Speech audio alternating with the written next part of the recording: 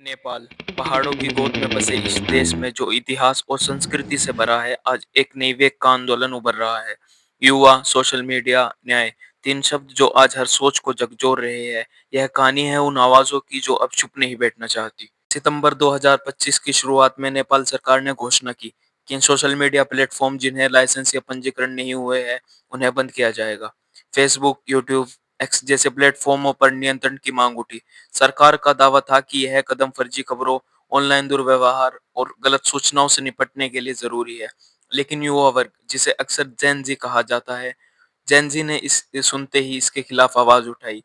यह सिर्फ एक बैन नहीं, उनकी आवाज, उनकी अभिव्यक्ति, उनकी पहचान का मामला बन गया था। भ्रष्टाचार, सामाजिक असमानता, उन दिखावटी जीवन शैलियों की तस्वीरों के खिलाफ नाराजगी जो नेताओं की बेटियों बेटों की वजह से वायरल होती रही। विरोध जल्द ही सामान्य प्रदर्शन से बढ़कर हिंसक मुठभेड़ों में बदल गया। पुलिस ने आंखों में आंसू गैस, गोलियां और लाठीचार्ज का इस्तेमाल किया। प्रदर्शनकारी संसद भवन, सरकारी कार्यालयों और नेताओं के परिवारों के आलीशान घरों तक पहुंचे। मृतकों में कम से कम 19 लोग पुलिस की कार्रवाई में मरे। हजारों घायल हुए। सरकार ने सोशल मीडिया बैन वापस लिया, लेकिन चोटें बहुत गहरी थी। प्रदर्शक यही कहते रहे, हम अपनी आवाज नहीं दबने देंगे, ये हमारा हक है, ये हमारी जिंदगी की बात है।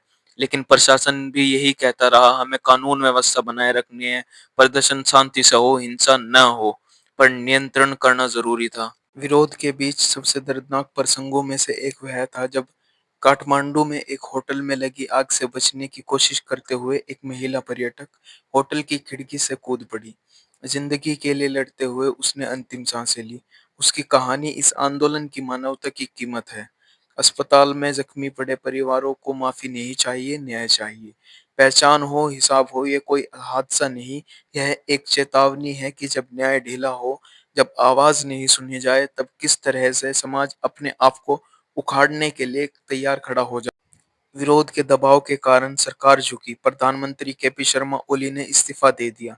सोशल मीडिया बैन हटा लिया गया, लेकिन सवाल बाकी है, क्या सिर्फ बदलाव की दिखावट थी या फंडामेंटल रिपेयर होगा? जेन जी आंदोलन ने यह सिद्ध कर दिया कि युवा सिर्फ फ्यूचर नहीं, वर्तमान का भी हिस्सा है। राजनीति सिर्फ सत्ता के लिए नहीं, जवाबदेही, पारदर्शिता और न्याय के लिए भी होनी चाहिए।